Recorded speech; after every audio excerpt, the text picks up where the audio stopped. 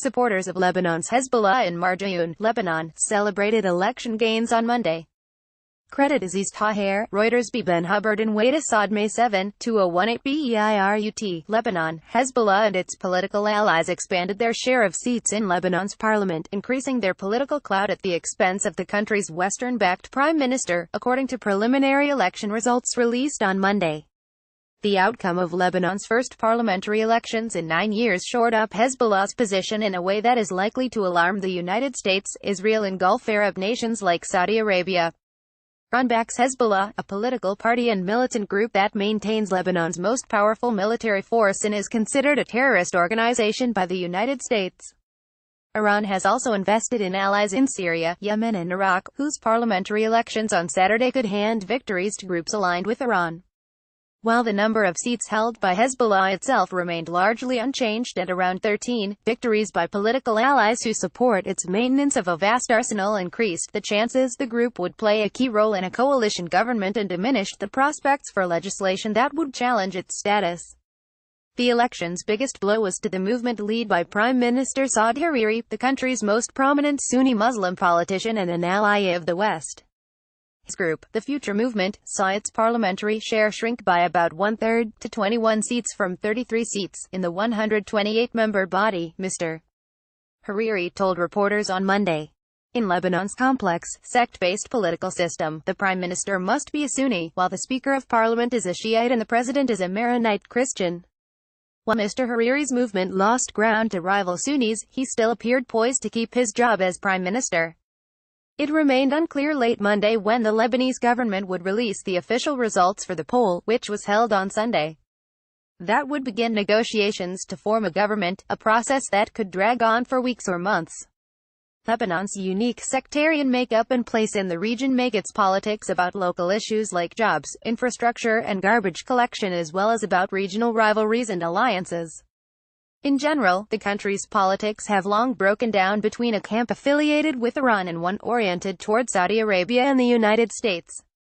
Mr. Hariri, the leader of the latter camp, appears to have lost ground because his supporters were disappointed by his performance and because of the concessions he had to make to rival parties to secure his post as prime minister, said Emil Hokaim, an analyst at the International Institute for Strategic Studies, who was in Lebanon for the vote.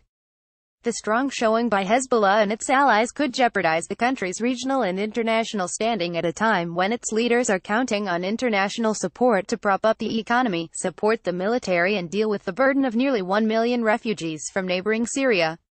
Image Sayed Hassan Nasrallah, the leader of Hezbollah, said in a televised speech on Monday that the results would give protection to what his supporters call the resistance. Credit Aziz Taher, Reuters. Lebanon is very exposed to the Iran-centered turmoil in the region, so Hezbollah and the others are going to have to navigate carefully if they want to avoid the consequences of that. Mr. Hokaim said. Hezbollah's leader, Hassan Nasrallah, said in a televised speech on Monday that the results would give protection to what his supporters call the resistance, or the regional alliance opposed to Israeli and American influence.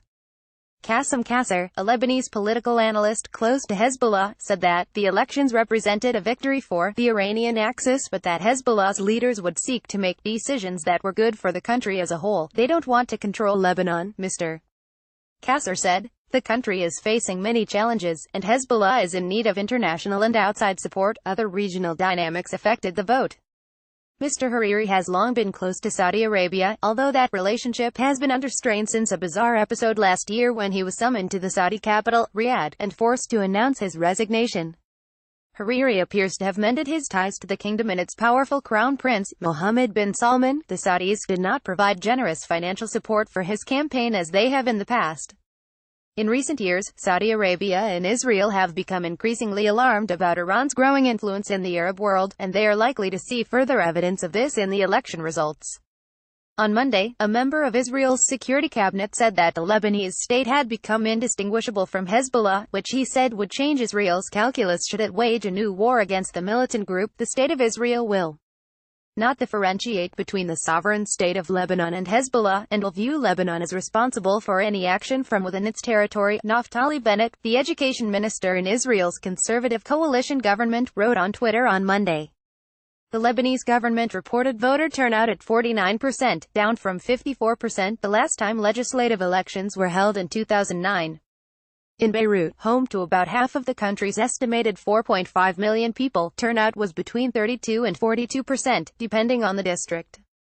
While returning many of Lebanon's power brokers to office, the elections also brought in new faces. An unprecedented number of women candidates ran, and the number in parliament appeared to rise to 7 from 4, which is low compared to other states in the region.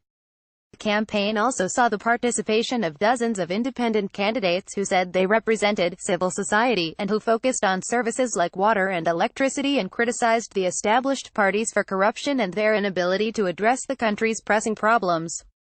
At least one was reported to have won, a female journalist. Also winning a seat was Jamil al-Sayed, a retired general and former intelligence chief who is a close friend of President Bashar al-Assad of Syria.